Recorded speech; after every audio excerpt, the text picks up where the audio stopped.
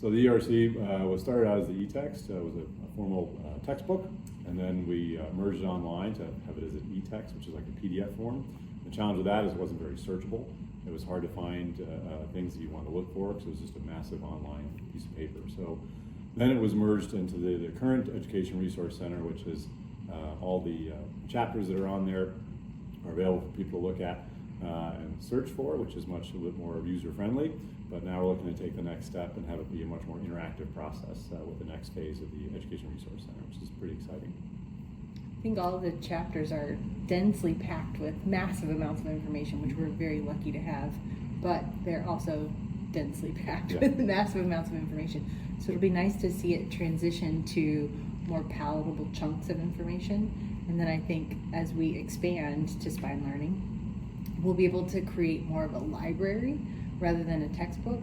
So what we're hoping for is to have each chapter have information, but also have attached videos that are related to that chapter, as well as questions, links to spine deformity articles or other journal articles that, again, relate to the same information. So that when you actually search for a section, you're provided information in very different formats, and you can look at that information in a way that best fits your learning and provides you with multiple resources to guide what you're trying to do. Is it to learn a technique for surgery, or is it to learn about a disease or a disease process? You'll be able to do all of that.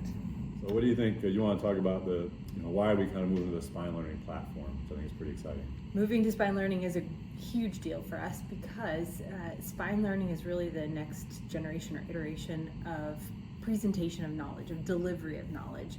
We will be able to package our information the same way universities do, such that rather than drilling down through the chapters to find a specific topic, you can treat it like modules.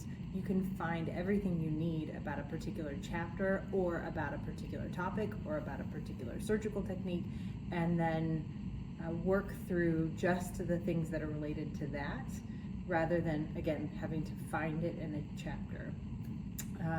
What do you think?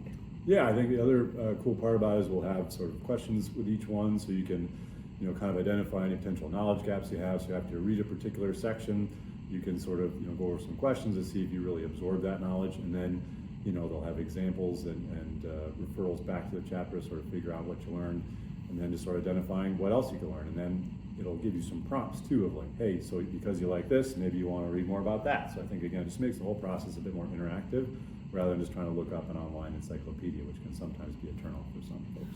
I agree. If I were trying to really determine if I understood a subject well, following up my reading with questions would be helpful, and then I could explore that further by linking to articles on the same topic. Yeah, I think we'll hopefully have some videos too, especially for surgical techniques, so I think might be helpful.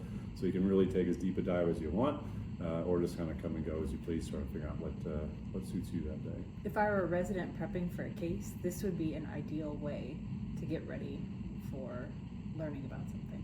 I think too, as the board years ago set up those sort of foundations of knowledge and the sort of core things you want to know as a spinal deformity surgeon. So this can kind of help you get through that process. If I can know this piece of information or this domain, that can really make sure you have a rather comprehensive knowledge of those specific subjects. So I think that'll really help hone your skills, but also kind of teach you what you should know or would be the best thing for you to be aware of moving forward. This year for the ERC, just like you said, I think it's condensing down a lot of those larger chapters, which can sometimes be a bit imposing and people may not want to read. I know if I saw a 40-page chapter on something, I may want to look the other way and see if I could find something a bit more condensed. So the ERC committee has done a lot of good work at revising all the chapters, looking at them and seeing how can we condense them into more digestible, palatable chunks. And again, see if you want to focus your learning or some point that you want to look up on the ERC. It'll be much easier now. We have keywords, so it'll be easier to kind of search for those. And then, but again, just putting in more little chunks of specific knowledge sets that you might want to look up when you're trying to find something or educate yourself. So this year I think we're working on revising each section of it to try to make it as up to date as possible, which I think will be a good thing. Josh, what do you think is the future of the ERC? The future of the ERC is bright. I think it's cool because it's moving forward, which is great. I think we're becoming more of an interactive process rather than, again, just online text.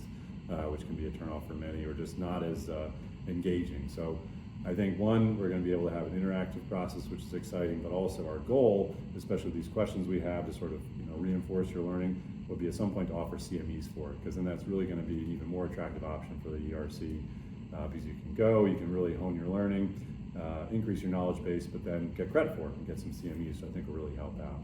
I think at some point too, we'll be able to offer this to not just the folks in the SRS, but maybe on a larger scale moving forward in the future.